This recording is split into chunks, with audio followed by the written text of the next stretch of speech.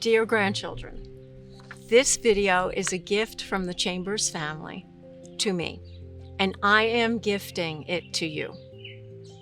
I think you know that I love to garden, but have you ever wondered why? When I was young, like you, in the 1960s, I did not grow anything, except maybe for a school project.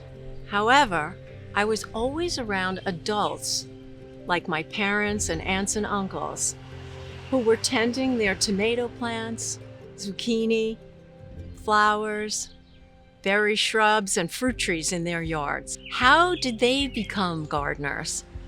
The answer?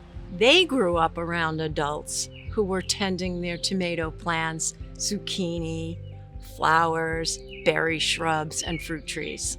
Those adults were my grandfathers and are your great-great-grandfathers. They were born in Greece and Italy. Both of them farmed the land. They grew vegetables and flowers and trees and shrubs that fed their families, provided beauty for the spirit and connection to the earth.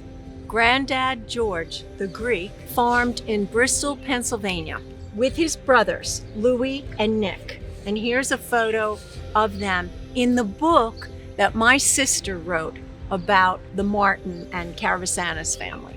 As a little girl, I have memories of going to the farm on weekends. There were cats and dogs running wild and acres of vegetables and fruit trees and berry bushes to hide in.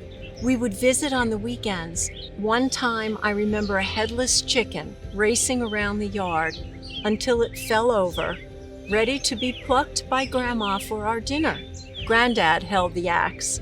Grandpa Peter, the Italian, farmed the lot behind their in-town house in Franklin Square, Long Island. And here he is, another book that my sister Susan wrote on the Moriales. And this is Grandpa's watering can that I was fortunate enough to receive. He grew most of the food for their family of 9. In those days, children were seen and not heard.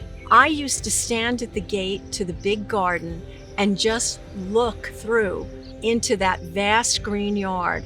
One day, I got up the nerve to ask Grandpa if I could go through the gate into the garden. He took me by the hand, and in we went.